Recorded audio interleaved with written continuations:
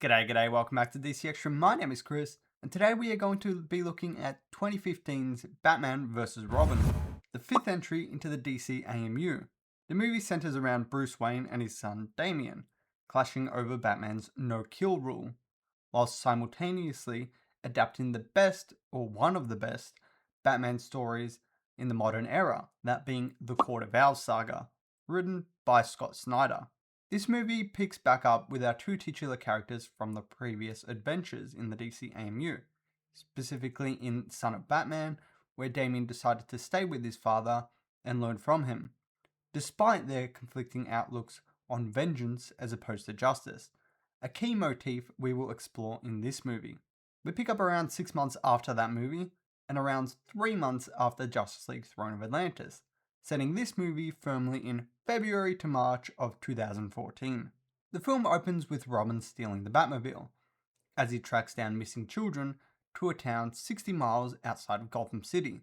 That's just shy of 100 kilometers for non-Americans like myself. In this town, there is a warehouse for Shot's Toys.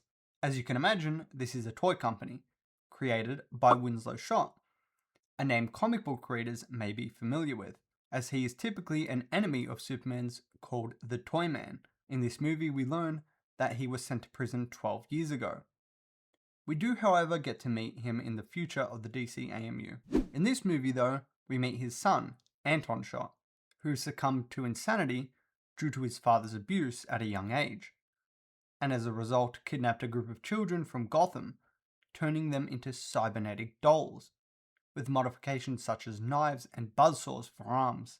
He claims that he does this to ensure the children can never be hurt again, as he once was. Anton tells his victims to attack Robin, which they do. Batman arrives to help, much to Robin's disappointment. An alternate response might be, "Thanks, Batman, but I guess I expect too much." Batman deals with the children while Robin chases Anton, capturing him quite easily. He threatens to kill him for what he did to the children, saying that it would be so easy, but remembers his father's words of vengeance, not justice, ultimately deciding to let him live. Little good that did for Anton though, as a man in an owl mask comes up from behind, ripping his heart out. He disappears just as quickly as he appeared, and Batman finds Anton with his heart removed from his body with only Damian around, leading to a straightforward conclusion in which Damian must defend himself. Bruce also finds a feather on Anton's body, a key piece of evidence we will follow up later. You may remember this masked man from the Nightwing and Robin shot, where he was stalking Damian, leading us to believe that he's been around, following him for over 3 months now. This masked man is known as a Talon, an undead assassin that the Court of Owls used to control their interests. But more on the Court of Owls in a bit. A few days later, Bruce and his girlfriend Samantha Vanaver have a nice dinner at Wayne Manor. This scene alludes to their doomed relationship early on, by setting them on opposite sides of the frame. Bruce takes her to see his vision for Gotham, and no, that is not an innuendo. He says that he doesn't only see the city's faults, but its potential for what it can become, a key trait Batman has in many forms of media.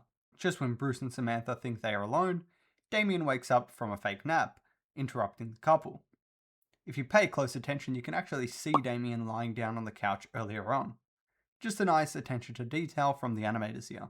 Here we learn that Bruce keeps Damian a secret from the public until the adoption paperwork is finalized, indicating that even though he's his biological son, he doesn't want the public to know that. Bit of a dick move if you ask me, but makes sense to hide his secret identity.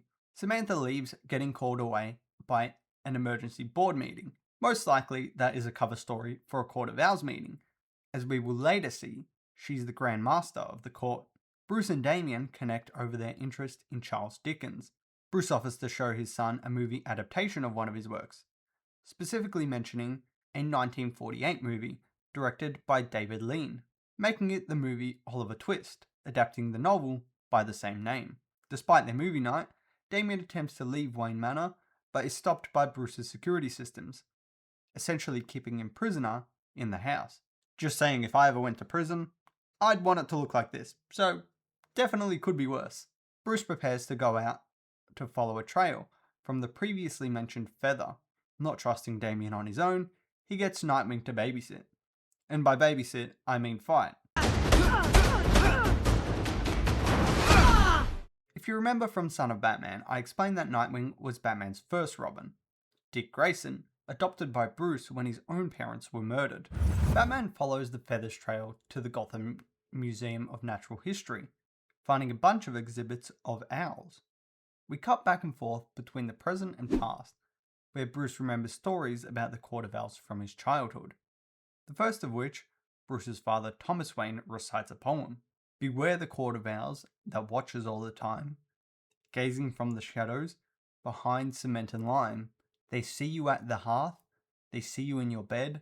Take care, beware, or they will send a talon for your head.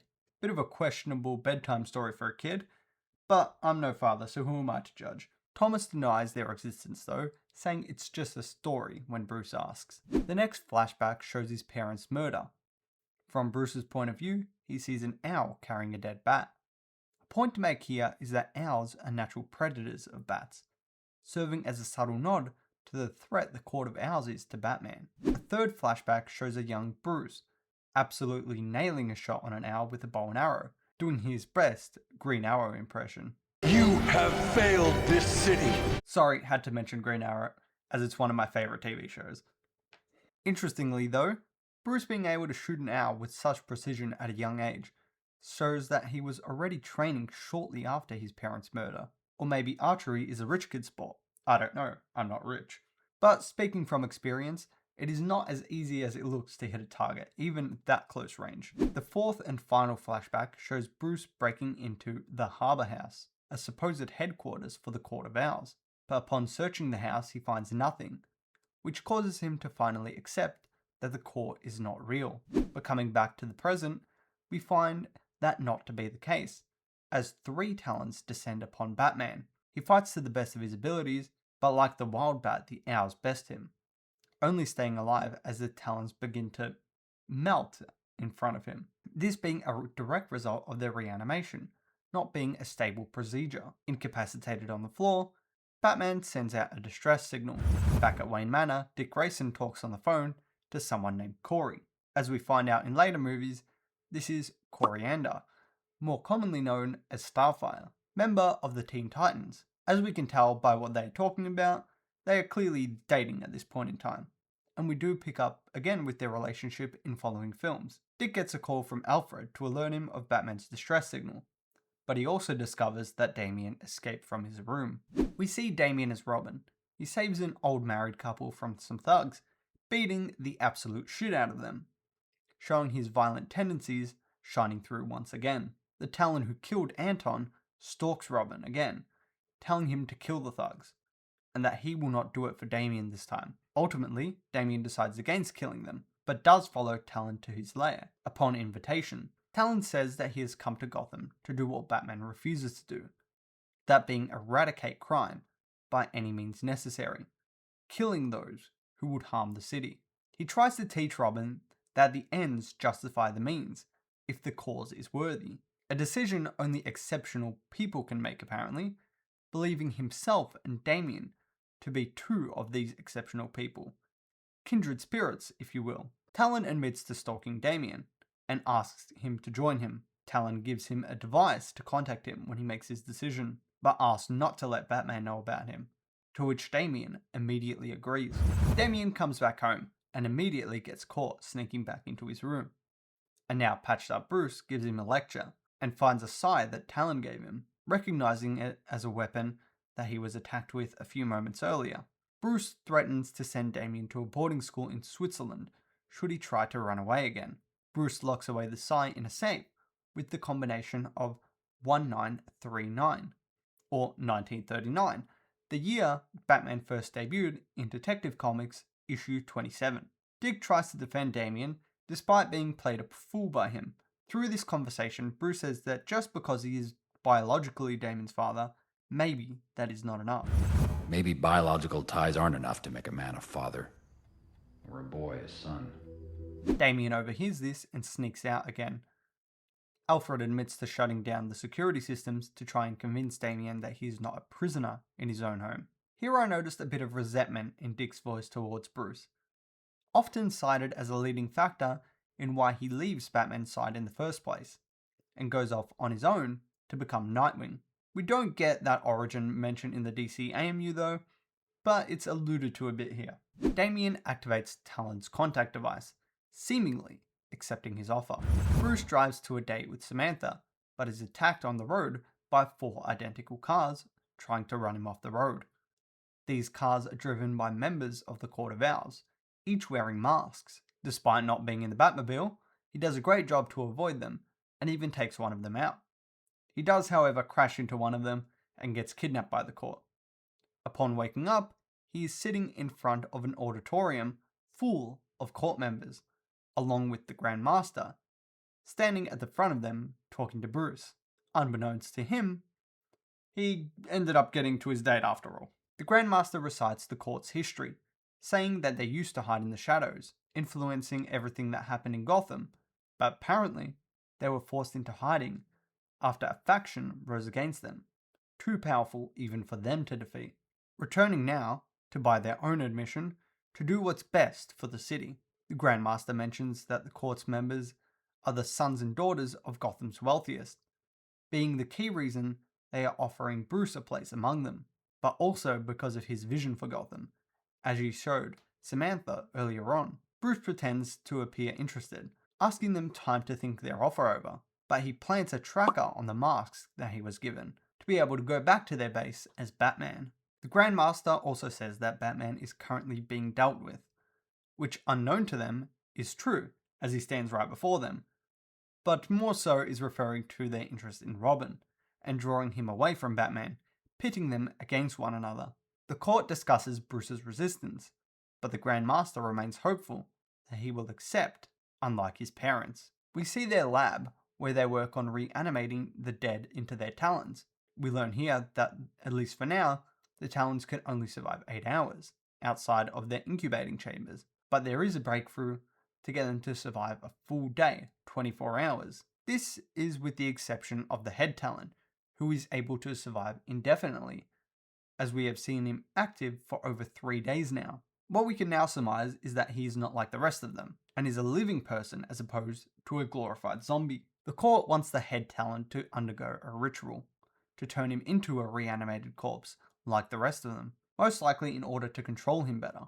Despite not being able to see his facial expressions, we can tell by the talon's voice that he is not very keen on being killed and reanimated, sowing the first seeds of betrayal among them. In a restaurant called The Garden, Mr. Draco sits around and eats with his, let's call them employees, but they are all just gangsters. Talon saves Mr. Draco from choking to death, only to attack him. We get to see the speed at which he moves here, dodging bullets being fired from half a dozen guns. Robin is also here, meaning that he did end up accepting Talon's offer, though we didn't see this happen on screen. Robin beats up Mr. Draco for the lives he ruined by selling drugs, but when Talon wants him to kill him, he decides against it in favour of sending him to prison for the rest of his life. When asked if he is Batman's son, Robin says, "Not anymore," indicating that his resentment for his father has reached an all-time high. Talon says that if Robin does not cross the line and kill someone, he will drop Damian as his protege and find someone else. Talon tries to connect with Damian by telling him a story of his own youth. As a child, Talon was a protege to a thief, working together to steal items of high value. However, this mentor of his wasn't quite as nice as Batman, and abused Talon, so in retaliation, he called the police on him. After that, he was brought up by the Court of Owls, further honing his skills to the level of precision we see today. Now done with his story, Batman finds Talon and Robin. But when Batman tries to chase down Talon, due to his involvement with the Court of Owls, Robin makes a choice and fights against Batman, giving his new friend time to escape. The match is not an even one, but Batman goes easy on his son and therefore takes a few hits. Ultimately, the fight ends in a standstill as Robin stops his attacks, coming just short of killing his father. However, despite his mercy, he doesn't return home with Batman, and instead goes back to Talon's headquarters. Meanwhile, Talon lays in bed with a woman, clearly having just had sex. The woman is revealed to be none other than Samantha Vanover, Bruce Wayne's girlfriend, revealed now to be the Grand Master of the Court of Owls. We learn that Talon and Samantha are planning something to destroy Batman, something the rest of the court is not aware of. Walking through the sewers, Batman follows the signal of his tracker that he placed when the court kidnapped him. His communications with Alfred are cut off as he enters the court's base, where its members await his arrival. Batman starts hallucinating as he was exposed to a psychotropic gas in the sewers. The Grandmaster says that its effects twist the mind over and over until it resembles a labyrinth. Batman loses consciousness and awakens in a physical labyrinth. Working his way through slowly, he experiences visions of the death of his parents, seeing Batman as the killer. Only it's not him as Batman, but Damian in the costume, as he has taken over the city, killing many of Batman's friends and allies. Here we see Batwoman for the first time. We get to meet her more in the next movie, that being Batman Bad Blood. Bruce fights the hallucinations and hugs his son, asking for forgiveness, and wakes up in the Batcave in a straitjacket after being rescued by Nightwing. Here we are left to question if Batman's experience in the maze was genuine or if it was all a hallucination. My interpretation of this is that it was a hallucination, but ultimately it is up to each viewer to decide for themselves. At that very moment, the Talon presents Damian to the Court of Owls. They ask him to take off his mask in order to prove himself, which he does. The Grand Master immediately recognizes him as Damian Wayne, the son of Bruce Wayne, and putting two and two together, works out that Bruce Wayne is Batman. The court now double crosses him and traps Robin. Everything is revealed now. Robin was being used by Talon to take his place in some sort of ritual, but the Grand Master now wants to kill him in order to hurt Batman. Talon is instructed to kill Robin, but upon seeing himself in Robin, he decides against it, turning on the court itself, killing many of their members, giving chase to the Grand Master. Talon ultimately catches up with the Grand Master, saying that he was never truly one of the court, coming from poor origins, unlike most of their wealthy members. Talon kills the Grand Master, ending Samantha Vanover's life. Now free of the court, Talon wants Damian to still follow him, but when he refuses, Talon knocks him out, saying Bruce needs to be dealt with. Robin regains consciousness inside one of the previously mentioned incubation chambers, being held captive in them. His plan to deal with Batman is now revealed. Using the reanimated corpses, he will have an army of Talons at his command to attack Bruce. Equipped with the new knowledge of Batman's secret identity, they go straight for Wayne Manor, under which the Batcave lies. Batman and Nightwing do their best to hold off the army of Talons, but the sheer number of them is too much for them to deal with. Alfred activates something called Panic Room Protocol to help them securing the mansion from any further backup, and then goes to work on welding something. Nightwing is bested by the Talons, and Batman sends him down to the Batcave, facing the rest of the Talons on his own. The head Talon confronts Bruce and attacks him, with the assistance of the army. Too much for him to deal with, Batman runs towards an alternate entrance into the Batcave. Meanwhile, the incubation chamber fills with water, but Robin uses his training from both his grandfather Ra's al Ghul and Batman to escape. He also discovers that the Talons have a weakness to cold temperatures. The Talons break into the Batcave. As Alfred receives a call from Damian, he tells him of the Talons' weakness to help his father hold them off. Alfred continues working on his secret project, and Batman runs towards it. While Batman is with Alfred secure, Nightwing is attacked by the head Talon, bested by his superior speed and fighting skills. Damian arrives home and takes the side that Bruce hid earlier on. Now the project Alfred was working on is revealed to be a kick-ass Batmech. Using this upgrade, Batman is now able to hold off the Talons, while Alfred uses a shotgun to kill them. Despite them already being dead, and even Batman not hesitating to deal some lethal damage to them, it's important to remember that while Bruce has the no-kill rule, the same does not extend to Alfred. And being a former SAS soldier, he knows how to hold his own. While the two of them fight off the Talons, we hear a Wilhelm scream, a sound effect many of you would recognize from a plethora of movies. Batman heads towards the Batcave's utility core, allowing Alfred to lower the temperature of the cave, stopping the reanimated Talons in their steps. The head Talon, however, is not affected by the temperature, and takes Bruce one-on-one. He's a good match for Bruce on a good day, but today is not a good day, and Batman is already injured. Talon bests Batman and goes for a killing blow, but Robin stops him. Talon now attacks Robin, enraged by Robin's betrayal. He is sloppy, and Robin points the sai at him. Talon realizes that Bruce is regaining consciousness and makes it appear that Robin killed him, stabbing himself in the neck with his sai. Bruce, however, does not care and sees through this charade. Despite now being free of the court, Robin is facing an existential crisis, unsure of who he is underneath the lessons learnt from Batman, his mother, and Ra's al Ghul. Damian decides to leave, and Batman suggests a monastery in the Himalayas that he himself once studied at. Bruce, Dick, and Alfred clean up the manor after the mess left behind by the court. Dick disapproves that Bruce let a 10-year-old boy go off on his own, but Bruce's response to that criticism is, There's not another child on Earth like Damian Wayne.